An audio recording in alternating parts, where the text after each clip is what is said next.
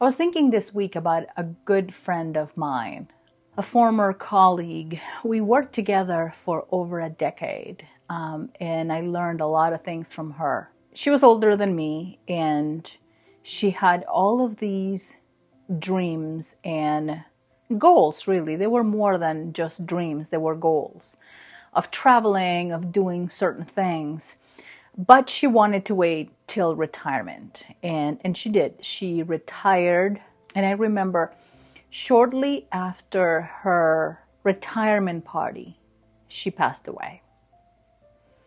And through the grief and all, I felt like it was a wake-up call for me and a reminder that tomorrow is not guaranteed.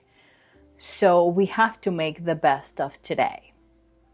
So my video today is about that. It's about if you have been waiting to travel, whether solo, with your family, with friends, or embark in some sort of adventure, or take the next step on something, this is your sign that you are meant to start now. And I'm not saying be responsible, pack your bags and hop on a train or on a plane and go, have a good time. It's more than that. There's this saying, a goal without a plan is just a wish.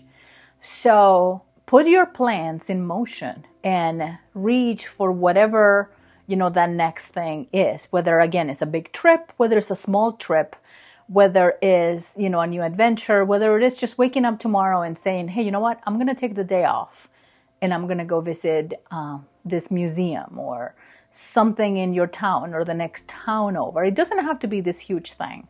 But start doing today because tomorrow is not guaranteed.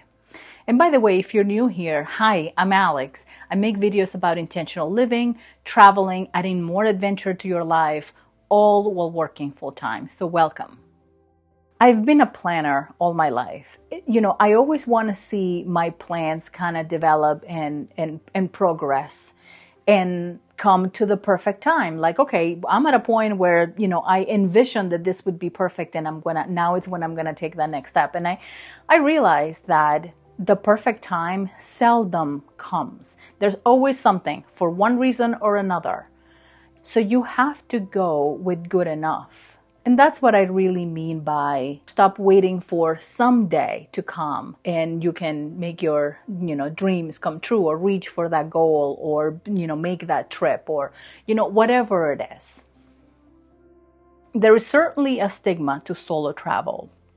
Some people think that the reason you travel by yourself is because you don't have any friends or you're not in a relationship or you are sad or you are running away from something. And I don't doubt that there are people who travel for those reasons, but by and large, and now more than ever, I see so many people traveling because they want to experience new things, because they want to get to see awesome places, because they want to discover more things about themselves. They want to get to know themselves better.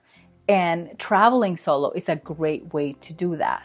And I honestly find solo travel empowering. You're exercising your independence.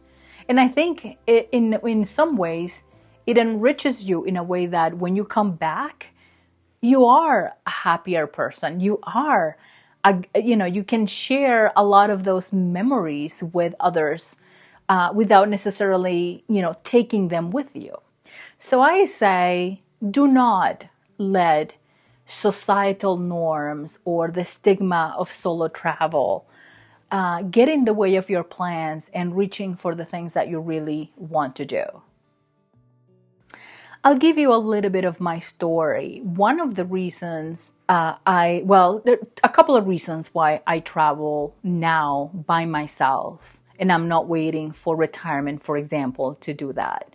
I always think back about my friend who had all of these dreams and plans and goals, and she never got to do them. So always go back to tomorrow is not guaranteed. But I have a pretty ambitious bucket list. And if I don't start traveling now, I may never complete as a matter of fact, I probably will never complete my bucket list just because it's that ambitious. But hey, that's the fun of it, right? It's like, make your list and just start checking things off. And like I mentioned earlier, it doesn't necessarily have to be that large or, far away trip.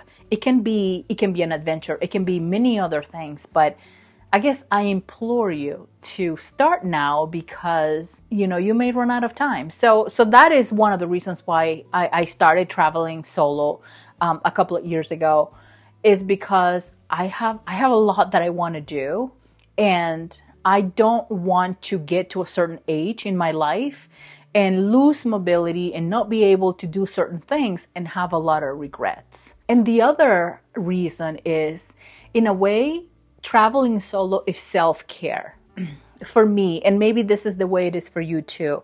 It's busy, right? We lead busy lives. We work, we have, family and kids, and there's a lot happening.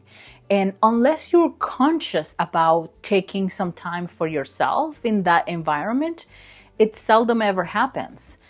It's difficult. That is very difficult. So I remove myself from that environment every so often to travel. And I know I'm grateful and fortunate that I can do that. And that is what recharges my batteries. That's what nourishes my soul, if you will. That is what gets me, right, to the next thing. And that is, traveling solo is in a way my self-care. And I say to you, when you think about it from that perspective, I think it's a lot easier to convey to your family, why you may be wanting to take a trip in a train, for example. And I recently took a train trip just for that. I wanted to just enjoy the journey and be able to just unplug for 2 or 3 days and be able to recharge my batteries. So do not wait for perfect to take that next trip.